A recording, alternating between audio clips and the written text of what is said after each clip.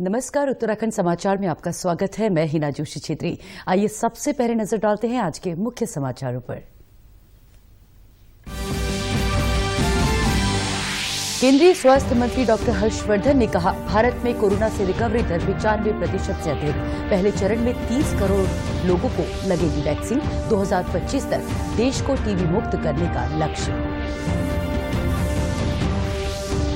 प्रदेश में कोरोना के आज 584 नए केस। Active case 6074। अल्मोड़ा के बेस अस्पताल में कोरोना की होगी जांच। 4 जिलों के मरीजों को मिलेगा लाभ। केंद्रीय मंत्री थावरचंद गहलोत ने कहा, दिव्यांगजनों को समाज की मुख्य धारा से जोड़ने की हो रही पहल। बागेश्वर में राष्ट्रीय वयोश्री योजना के लाभार्थियों को वीडियो कॉन्फ्रेंसिंग से किया संबोधित। 1000 से भी अधिक लोगों को बांटे गए कृत्रिम उपकरण। और कोटद्वार में कल से शुरू होगी सेना में भर्ती। अभ्यर्थियों को लानी होगी कोविड नेगेटिव रिपोर्ट। 2 जनवरी तक चलेगा भर्ती अभियान। अब समाचार विस्तार से। केंद्रीय स्वास्थ्य मंत्री डॉक्टर हर्षवर्धन ने कहा है कि देश में कोविड-19 से ठीक होने वालों की दर दुनिया के दूसरे देशों से बेहतर है।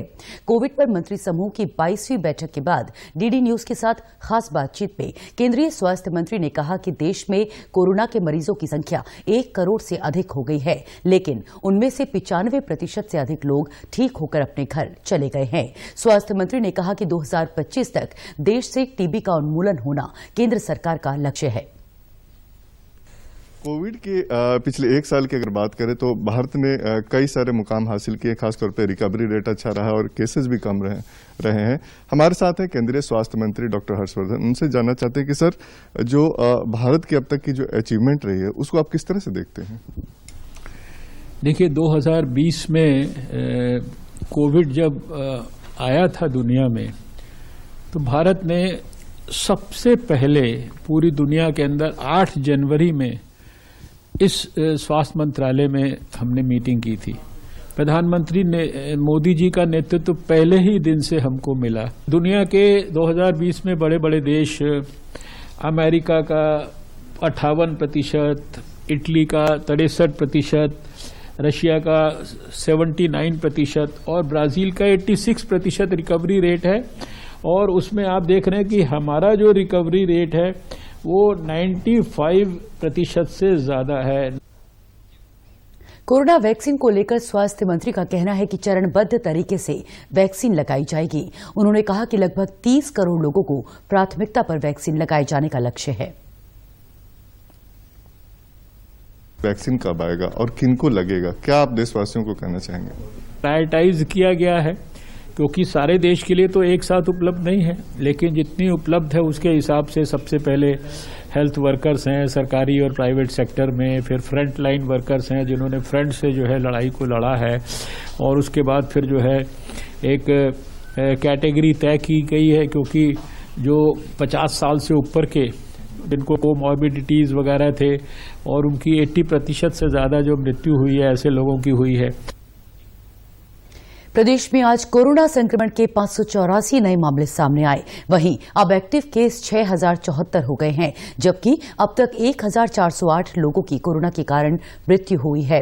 इस बीच देहरादून में डोईवाला में एक शादी समारोह में शामिल करीब 28 लोगों में कोरोना वायरस संक्रमण की पुष्टि हुई है। अब प्रशासन के साथ ही स्वास्थ्य विभाग की टीम ने इस क्षेत्र को कंटेनमेंट जोन घोषित कर दिया है। यहां बाहरी लोगों के प्रवेश को वर्जित कर सभी को होम आइसोलेट कर इनकी निगरानी शुरू कर दी गई है। डोईवाला के एसडीएम लक्ष्मीराज चौहान ने भी सभी क्षेत्रवासियों से अपील की है कि कोरोना की गाइडलाइंस का पालन करें और एहतियात जरूर बरतें। तो एहतियात के तौर पे उस मोहल्ले को हमने कंटेनमेंट जोन डिक्लेयर कर दिया गया है और वहाँ पे बैरिकेडिंग वगैरह लगा दी गई है। और जो पॉजिटिव केस आए थे उसमें से जो हमारा एक सीरियस व्यक्ति था उनको तो हॉस्पिटलाइज करा दिया गया है। उसके अलावा जो अन्य लोग हैं वो होम आइसोलेशन में हैं और हेल्थ डिपार्टमेंट के द्वारा उनको होम आइसोलेशन किट भी अवेलेबल करा दी गई है और निरंतर उनसे वार्ता की जा रही है, उनकी निगरानी की जा रही है। यदि उनके स्वास्थ्य में और दिक्कतें आती हैं तो उनको भी हम आगे हॉस्पिटल में भर्ती कराएंगे। अल्मोड़ा के मेडिकल कॉलेज में आगामी सोमवार से कोविड-19 की जांच होगी।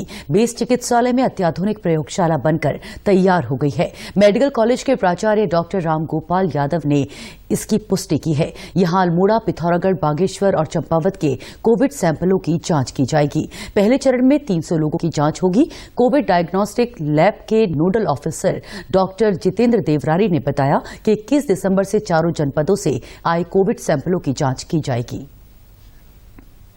मैं doctor Jitendra Devrari, nodal officer कोविड-19 डायग्नोस्टिक लैब का वायरोलॉजी में हूँ और यहाँ पे हम लोग कोरोना जांच सोमवार से स्टार्ट कर देंगे। यहाँ पे हम लोगों ने सारी मशीनें जो मॉलिक्यूलर बायोलॉजी में चाहिए होती हैं, जैसे RT-PCR की मशीन है हमारे पास, बायोरेट की, और प्रोमेगा मशीन है हमारे पास, ऑटोमेटेड RNA एक्सट्रैक्शन मशीन की, और थर्मोफिशर ड्यूप्राइम की एक मशीन है। ये सब हम लोगों ने यहाँ पे स्थापित कर दी गई हैं और इसमें हम लोग सोमवार से मोस्ट प्रोबेबली हम लोग बागेश्वर, चंपावत, पिथौरागढ़ और अल्मोड़ा समेत करने की कोशिश करेंगे। माइक्रोबायोलॉजिस्ट डॉक्टर रवि सैनी ने बताया कि अल्मोड़ा में जांच सुविधा होने से क्षेत्र में अब कोरोना जांच रिपोर्ट जल्द मिलेगी। उन्होंने बताया कि इसके साथ साथ ट्रू नेट से भी जांच होती रहेगी।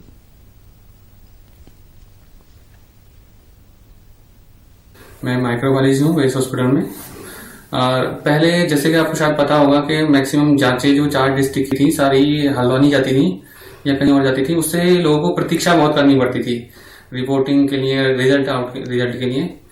तो यहाँ पे जांच होने से, अल्मोड़ा में जांच होने से एक फायदा ये होगा कि लोगों को ज्यादा प्रतीक्षा नहीं करनी पड़ेगी और जांचें जो है हल्द्वानी नहीं जाएंगी, फिर यहीं पे ही सारी होगी।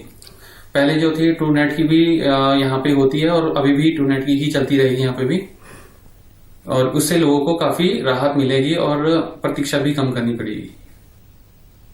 सामाजिक न्याय एवं अधिकारिता मंत्रालय की राष्ट्रीय वयोश्री और एडिप योजना के तहत आज बागेश्वर में 1081 वृद्धों और दिव्यांगजनों को कृत्रिम उपकरण वितरित किए गए। इस मौके पर केंद्रीय सामाजिक न्याय और अधिकारिता मंत्री थावरचंद गहलोत ने उज्जैन से वर्चुअली संबोधित किया।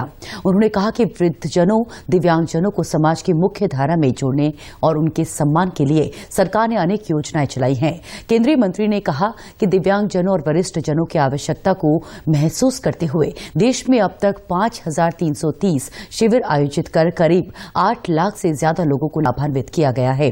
कार्यक्रम में प्रदेश के समाज कल्याण मंत्री यशपाल आर्य ने कहा कि दिव्यांगजनों के लिए पहले 7 श्रेणियां थी, जिन्हें अब बढ़ाकर 21 कर दिया गया है।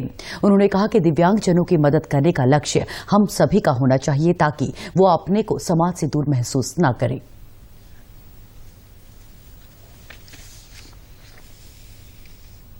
और बहुत बड़ी उपलब्धि है।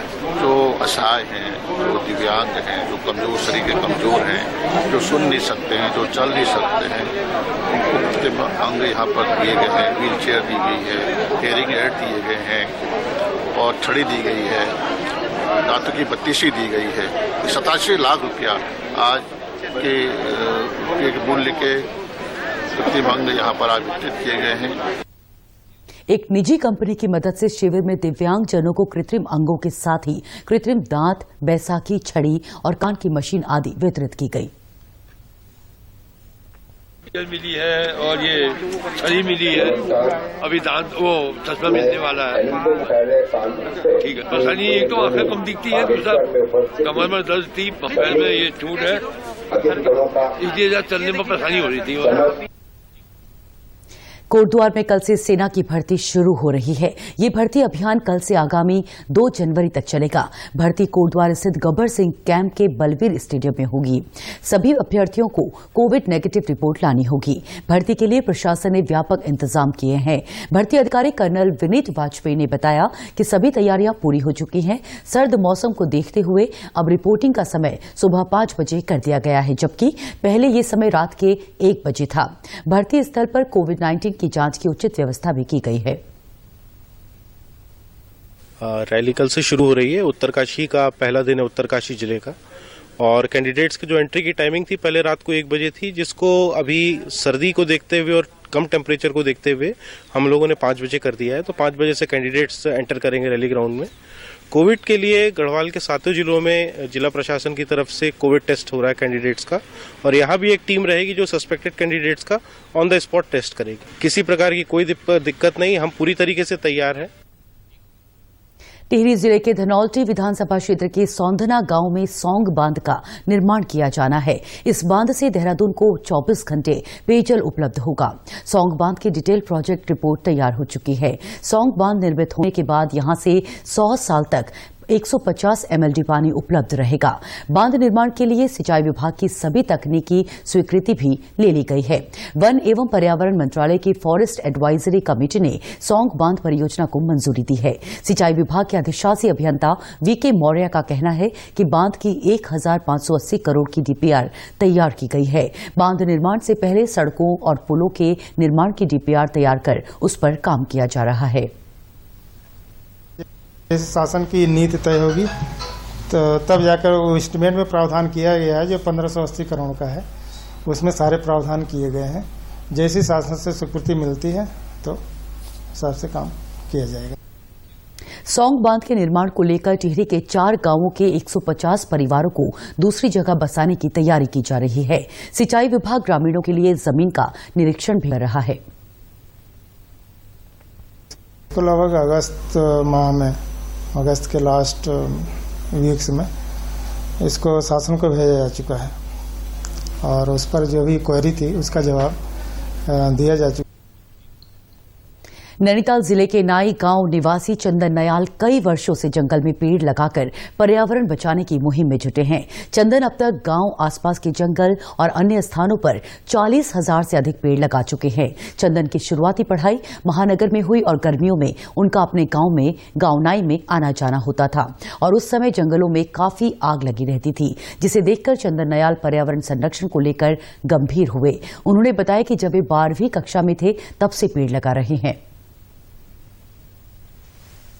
शुरुआती दौर में लगभग आज से 7-8 वर्ष पूर्व जो है हमारी जो आसपास का जो जंगल है वो पूरा चीड़ का जंगल है, तो वहाँ प्रत्येक वर्ष जो है आग लगती रहती है, फायर का काफ़ी खतरा रहता है। तो मैं भी जो है हमेशा पढ़ाई मेरी बाहर हुई और मैं जॉब भी बाहर करता था, तो जब भी मैं घर जाता था तो उस टाइम पे आग लगी रहती थी। तो और पापा लोगों के साथ, पिताजी लोग के साथ मैं आग बुझाने जाता था उनके साथ, तो मैं देखता था छोटे छोटे जो चौड़ी पत्ती के जो पौधे हैं वो जल रहे हैं और धू धू करके आग लग रही है। तो वहीं से प्रेरणा मेरे अंदर जागी कि भाई हमें भी पेड़ लगाने चाहिए। नाई गांव के आसपास अन्य पेड़ों के साथ चीड़ का जंगल भी है, जिसमें आग बहुत जल्दी लगती है। चंदन ने जंगलों में बारिश के पानी को रोकने के लिए चाल, खाल और खंतिया बनाना शुरू किया है। उनका मानना है कि इससे जमीन में नमी आएगी तो जंगल में लगने वाली आग की घटनाओं में भी कमी आएगी। अभी तक लगभग 40,000 से ज्यादा पौधे जो है हम लोग लगा चुके हैं और साथ ही जो जल संरक्षण के लिए जो है हम लोगों ने चाल खाल हम लोगों ने बनाए हैं, पोखर हम लोगों ने बनाए हुए हैं। उसमें लगभग 7,000 लीटर, 8,000 लीटर और 10,000, 15,000 लीटर के हमने पोखर जो पानी संरक्षित हो ऐसे हमने पोखर तैयार किए हैं। नदी नालों को पुनर्जीवित करने के लिए ये कार्य जो है हमारा प्रारंभ हम लोगों ने किया हुआ है। और लॉकडाउन में भी हम लोगों ने काफी मात्रा में जो है चाल खाल, खंतियां और पोखर बनाई, जिसमें गांव के युवाओं का जो है हमें सहयोग मिलता है। उत्तराखंड के समाचारों में आज बस इतना ही। चलते चलते एक नजर मुख्य समाचारों पर। केंद्रीय स्वास्थ्य मंत्री डॉक्टर हर्षवर्धन ने कहा, भारत में कोरोना से रिकवरी दर 95% से अधिक। पहले चरण में 30 करोड़ लोगों को लगेगी वैक्सीन। 2025 तक देश को टीबी मुक्त करने का लक्ष्य। प्रदेश में कोरोना के आज 584 नए केस। Active case 6,074। अल्मोड़ा के बेस अस्पताल में कोरोना की होगी जांच। 4 जिलों के मरीजों को मिलेगा लाभ।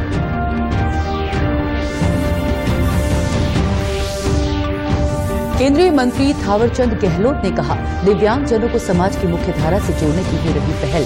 बागेश्वर में राष्ट्रीय वयोश्री योजना के लाभार्थियों को वीडियो कॉन्फ्रेंसिंग से किया संबोधित। 1,000 से भी अधिक लोगों को बांटे गए कृत्रिम उपकरण। और कोटद्वार में कल से शुरू होगी सेना में भर्ती। अभ्यर्थियों को लानी होगी कोविड नेगेटिव रिपोर्ट। 2 जनवरी तक चलेगा भर्ती अभियान।